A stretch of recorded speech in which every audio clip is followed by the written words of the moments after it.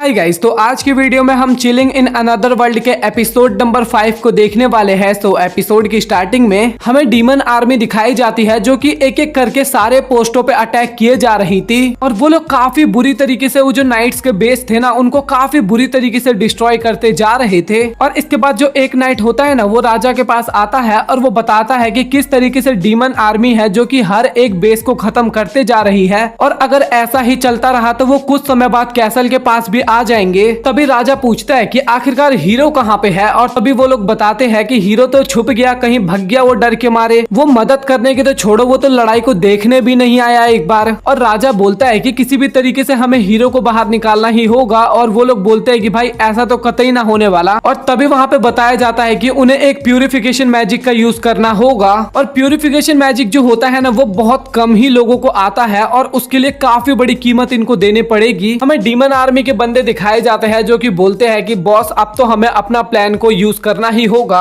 तभी यूलेमिनस बोलती है कि अभी तो मुझे काफी ज्यादा मजा आ रहा है और चलो अब उस पे भी अटैक करते हैं। तभी वहाँ पे डार्क वन जो होता है वो बताता है कि वो लोग प्यूरिफिकेशन मैजिक का यूज करने वाले हैं। और इसके बाद हमें सभी लोग दिखाए जाते हैं, नाइट से लेके मेज से लेके राजा तक सभी लोग वहाँ पे प्यूरिफिकेशन मैजिक का यूज करने वाले होते हैं। और इस प्यूरिफिकेशन मैजिक की मदद से ना ये कम से कम 2 से 3 महीने तक तो सेफ रहने वाले हैं। और इसके बाद फिलो जो होता है वो अपने घर पे आता है और फेनरिस उसका स्वागत करते हुए बोलती है कि आप घर पे आ गए। और वो थोड़ा उसके क्लोज जाती है और बोलती है कि मैं इतने टाइम से आपका इंतजार कर रही थी, थोड़ा जल्दी आया करो ना। और वो बोलती है कि आप जल्दी से नहा लो, मैं आपके लिए खाना लगा देती हूँ या फिर आपको कुछ और ही चीज खाना है। तभी फिलो बोलता है कि बस मुझे भूख लगा है, तुम मुझे खाना खिला दो और मुझे कुछ भी नहीं चाहिए। और इसके बाद फिलो जो होता है ना वो कुछ न्यू जॉब स्टार्ट किया था जैसे कि वेपन और को बेचना जगह जगह पे जाके। तो वो लोग उनके बारे में पूछते हैं कि कैसा चला सीन। और ये सभी लोग भी अब घर का काम करने लगे थे, कुछ फार्मिंग करते थे और बाकी सभी लोग भी घर चलाने में हेल्प किया करते थे। और इसके बाद हमें किंगडम का सीन दिखाया जाता है जहाँ पे मेजेस की हालत तो काफी ज्यादा बुरी होती है क्योंकि जब से उन्होंने प्यूरिफिकेशन मैजिक का यूज किया था उसके बाद तो वो लोग काफी ज्यादा बुरी हालत में हो गए थे। और प्यूरिफिकेशन जो स्पेल होता है ना वो एकदम टॉप क्लास का होता है और नॉर्मल बंदे तो उसको कभी यूज भी नहीं कर पाएंगे और इन लोगों को रिकवरी करने में भी काफी ज्यादा टाइम लगने वाला था। और किंग भी जो थे वो भी काफी ज्यादा बीमार थे प्यूरिफिकेशन मैजिक यूज करने के कारण। और जो हमारी रानी थी ना उसको राजगद्दी संभालने का मौका मिलता है और उनका सबसे पहला ऑर्डर तो ये होता है कि हीरो को मैं उसकी पोजीशन से उतारने वाली हूँ। और तभी जो उनके अगल बगल में होते हैं ना बंदे, ये लोग बोलते हैं कि अगर हम उन्हें उनके पोजीशन से हटा देंगे तो फिर डीमन लॉर्ड से कौन लड़ेगा।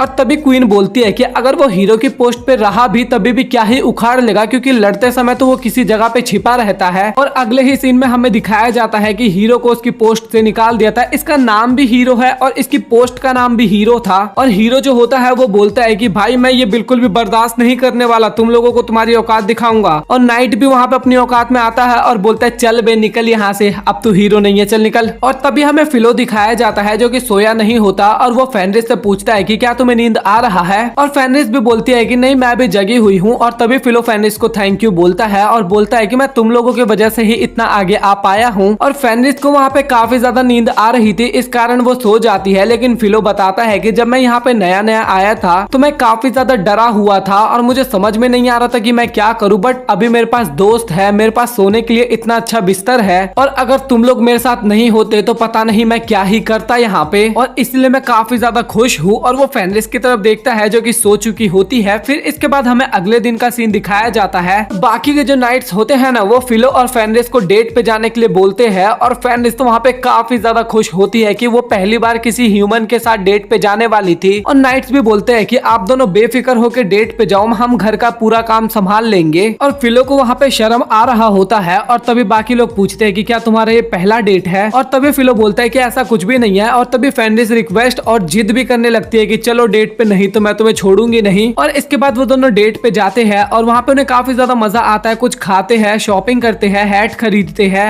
और काफी बड़े से रेस्टोरेंट में खाना भी खाते हैं। और इसके बाद वहाँ पे घूमने लगते हैं। और तभी फेनरिस बोलता है कि तुम मेरी इतनी ज्यादा मदद करती हो बट मैंने तुम्हें कभी भी गिफ्ट नहीं दिया, तो तुम्हें क्या चाहिए। और तभी फेनरिस बोलती है कि जो मुझे आप दिल से दोगे मेरे लिए वही गिफ्ट है। और तभी फिलो बोलता है कि तुम्हें यहाँ पे जो भी कुछ पसंद है तुम वो चूज कर सकती हो। और इसके बाद फेनरिस वहाँ पे ढूंढने लगती है और वो ज्वेलर्स के शॉप पे जाती है और उसको एक जेम स्टोन जैसा कुछ पसंद आता है। और वो जो शॉपकीपर होती है वो बोलती है कि ये आपकी वाइफ के ऊपर काफी ज्यादा अच्छा लगेगा। और इसके बाद फिलो उठा के वो चेक बैक करता है और बोलता है कि ये तो तुम्हारे ऊपर काफी ज्यादा अच्छा लग रहा है। और इसके बाद वहाँ पे फिलो और फेनरिस जो होते हैं दोनों काफी ज्यादा शर्माने लगते हैं और वो वहाँ पे कंफ्यूज होते हुए बोलता है कि नहीं नहीं नहीं, मेरा ये कहने का मतलब नहीं था, मेरा मेरा वो कहने का, अरे मेरे क्या कहने का मतलब था मुझे, तो कुछ इस तरीके से वो कंफ्यूज हो रहा होता है। और अंत में बोलता है कि मेरा कहने का मतलब है कि तुम इसमें काफी ज्यादा सुंदर लगोगी। इसके बाद वो लोग घर पे आते हैं और फेनरिस तो वहाँ पे कुछ अलग ही दुनिया में होती है और सभी लोग ये देख के काफी हैरान होते हैं और सोचते हैं कि आखिरकार ये क्या सोच रही है। वो लोग सोच रहे होते हैं कि लगता है कि सर फिलो ने उन्हें ये गिफ्ट में दिया है बैच। और वो चारों लोग काफी ज्यादा जेलस भी कर रहे होते हैं क्योंकि उनको लग रहा था कि काश फिलो हमारा हस्बैंड होता। और हमें रात का सीन दिखाया जाता है जहाँ पे फिलो सो रहा होता है, लेकिन फेनरिस भी वहाँ पे आ जाती है और वो वहाँ पे काफी ज्यादा एक्साइटेड होती है क्योंकि उसको आज का दिन काफी ज्यादा अच्छा लगा था। इसके बाद फिलो जो होता है वो फेनरिस को थोड़ा दूर करता है और थोड़ा दूर होके सोता है, लेकिन फेनरिस फिर से फिलो के क्लोज आ जाती है और फिलो को वहाँ पे काफी ज्यादा शर्म आ रही थी। और हमें हीरो दिखाया जाता है जो कि किंगडम का ट्रेजर होता है ना, वहाँ पे आ चुका होता है सभी नाइट्स को बेहोश करके। और वो सोच रहा था कि अगर मैं डीमन लॉर्ड को खत्म कर दूंगा ना तो मुझे ये लोग फिर से हीरो बना देंगे। और जो उसकी सर्वेंट होती है ना वो बोलती है कि आपने अब तक हार नहीं मानी और मैं तो आपको सर हीरो ही बोलूंगी। और हीरो बोलता है कि मैं उस आदमी से तो ज्यादा ताकतवर बनूंगा, वो तो ऐसे ऐसे मैजिक का यूज कर सकता है जो कि मैंने कभी सोचा भी नहीं था। ये फिलो की ही बात कर रहा होता है वहाँ पे। और तभी उसके पास आवाज आती है कि अगर तुम्हें पावर चाहिए तो मैं तुम्हें पावर दे सकती हूँ। और इसके बाद फिलो वहाँ पे चारों तरफ देखने लगता है और तभी आवाज आती है कि अगर तुम्हें पावर चाहिए तो इस तरफ आ जाओ। और वहाँ पे एक सीक्रेट दरवाजा होता है जो कि हीरो खोल देता है।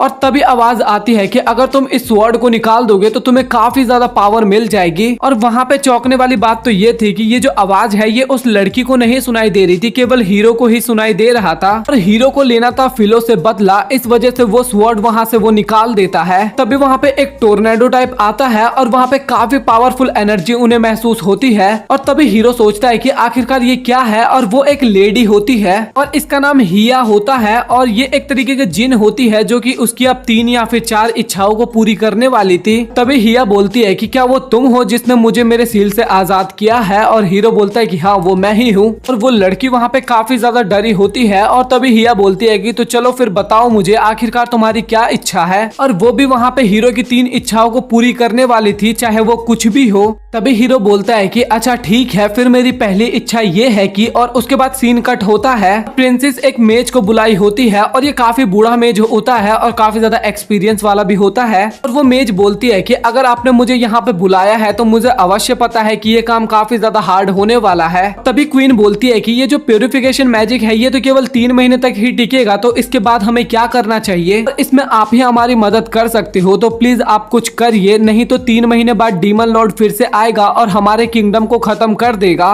तभी उनके गर्दन में ना एक कॉलर टाइप आ जाता है और क्वीन को तभी पता चल जाता है कि क्या हुआ है। और वो अपने नाइट्स को बोलती है कि जल्दी जाओ तय खाने में, वहाँ पे कुछ गड़बड़ हुई है। और ये लोग सोच रहे थे कि आखिरकार ये कॉलर क्या है। और तभी हमें पता लगता है कि ये कॉलर ऑफ सैक्रिफाइस है। तभी हमें पता लगता है कि जो भी उस जिन को आजाद करता है ना वो कुछ इच्छाएं मांगता है, तो उसके बदला जिन कुछ सैक्रिफाइस मांगता है। तभी वो लोग पूछते हैं कि आखिरकार ये सब क्यों हो रहा है। और तभी क्वीन बताती है कि जब हमारे पुराने राजा थे और उनको डीमन लॉर्ड को हराना था तो उस टाइम पे राजा ने जिन का यूज किया था उस डीमन लॉर्ड को हराने के लिए, बट उस जिन ने आधी पॉपुलेशन को खत्म कर दिया था उस टाइम पे। लेकिन उसकी दहशत को रोकने के लिए काफी सारे मेजों ने मिलकर उसको सील कर दिया था, बट अभी किसी ने उसको आजाद कर दिया है और क्वीन को पता रहता है कि उसको किसने आजाद किया है। और तभी क्वीन उस ओल्ड वुमेन को बोलती है कि आप प्लीज पता लगाइए कि हमारे इस टाउन का रक्षक कौन है। और तभी ये पता लगाना स्टार्ट करती है और अपने कार्ड से कुछ मैजिक करती है। और तभी वो बताती है जो हमारे इस टाउन का रक्षा करेगा वो तो पहले ही यहाँ पे समन हो चुका है और उसका नाम सर फिलो है। लेकिन प्रॉब्लम ये थी कि जो फिलो थे वो तो बार बार मना कर रहे थे यहाँ पे मदद करने के लिए। इसके बाद जो ओल्ड वुमेन होती है वो उनको लोकेशन भी बताती है कि फिलो कहाँ पे रहती है। और तभी बाकी के बंदे बोलते हैं कि हमने वहाँ पे सोल्जर भेजा था बट उसके बाद भी उसने मना कर दिया। और तभी क्वीन बोलती है कि इस बार मैं खुद जाऊंगी वहाँ पे।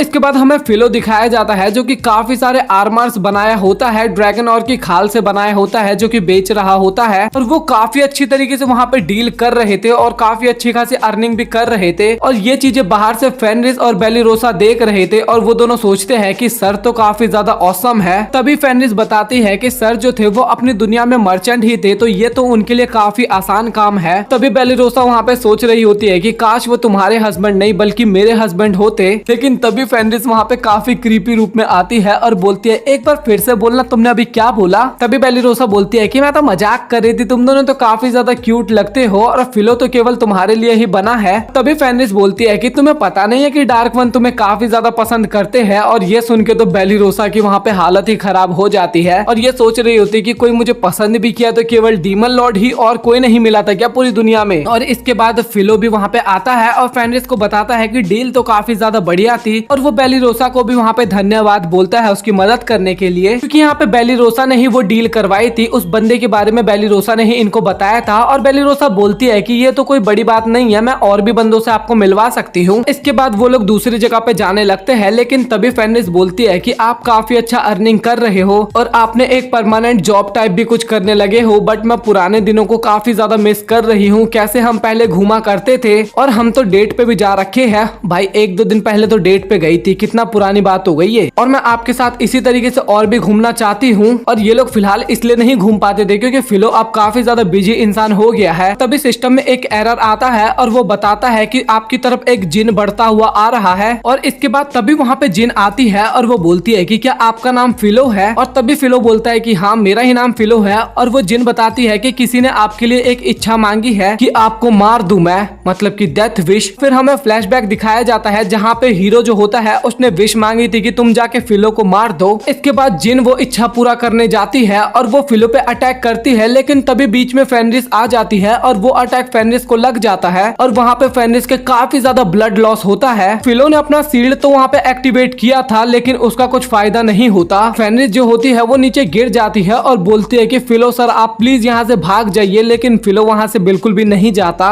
इसके बाद जिन बोलते हैं कि अबे यार मेरा निशाना इतना बेकार कब से हो गया, चलो तो फिर से अटैक किया जाए। और इसके बाद वो और भी अटैक करती है, बट फिलो अपना शील्ड को एक्टिवेट करके उन सभी अटैक से डॉज कर लेता है। और तभी वो जिन बोलती है कि लगता है कि इन छोटे हमलों से तुम्हें कुछ भी नहीं होने वाला। और वहाँ पे फिलो फेनरिस को हील करने की कोशिश करता है, लेकिन सिस्टम जो है वो बताता है कि इनको काफी गहरी चोटें लगी है, तो इसी कारण तुम इन्हें हील नहीं कर सकते और ये एकदम नामुमकिन काम है। और फिलो के पास और कोई भी स्पेल नहीं होता जिसकी मदद से वो फेनरिस को ठीक कर सके, और फेनरिस की हालत भी वहाँ पे काफी ज्यादा खराब होने लगती है। और इसके बाद जो जिन होती है वो एक काफी पावरफुल अटैक उनके ऊपर करती है और वहाँ पे एक काफी बड़ा सा ब्लास्ट भी होता है। इसके बाद वहाँ का धुआं हटता है और हमें फिलो और दिखाया जाता है जहाँ पे फिलो को कुछ भी नहीं हुआ था, वो सभी लोग एकदम ठीक थे। और ये देख के जिन को वहाँ पे काफी ज्यादा गुस्सा आता है और वहाँ पे फिलो को कुछ भी समझ में नहीं आ रहा था और उसको लिटरली काफी ज्यादा गुस्सा आता है और वो बोलता है कि तुम ही हो वो और मैं तुम्हें बिल्कुल भी नहीं छोड़ने वाला।